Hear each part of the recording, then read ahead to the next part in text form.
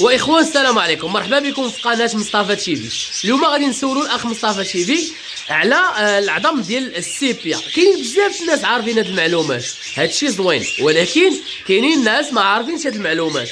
جينا باش نسولوا الاخ مصطفى شنو هو هاد العظم ديال السيبيا، شنو هما الفوائد ديالو، وشحال من مره كنقدموه، والطريقه ديال التقديم. السلام عليكم اخ مصطفى. السلام عليكم خويا حمد، مرحبا خويا. بغينا نسولك خويا على العظم ديال السيبيا اولا عظم الحبار، كله شنو كيسميوه.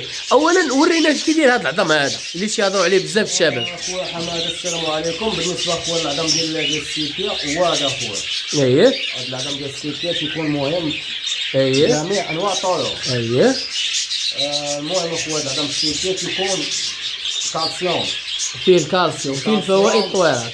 فيه كالسيوم اخويا.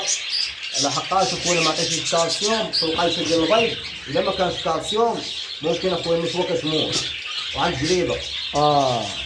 يعني الا ما عطيتيش الكالسيوم النسوه كتاخذ من الجسم ديالها الكالسيوم باش كتصنع واحد البيضه.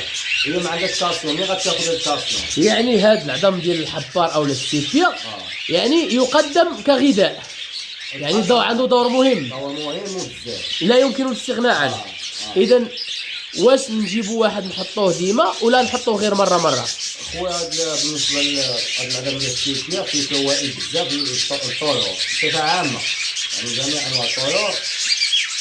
هذا خويا كيتحط في الكاج شي بلاصه نقيه. علاش؟ باش ما يديروش عليه البوراج. اذا طاح البوراج اخويا هنا وكانوا منه كيمرضوا منه الطيور.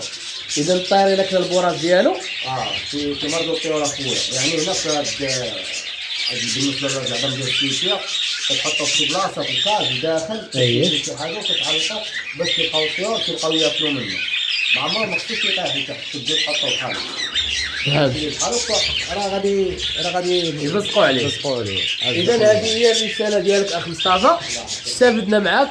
شكرا بزاف، الى فيديو فيه افاده جيده. شكرا متتبعي قناه مصطفى تيفي المحترمين، نشكركم على متابعتكم، والى اللقاء في فيديو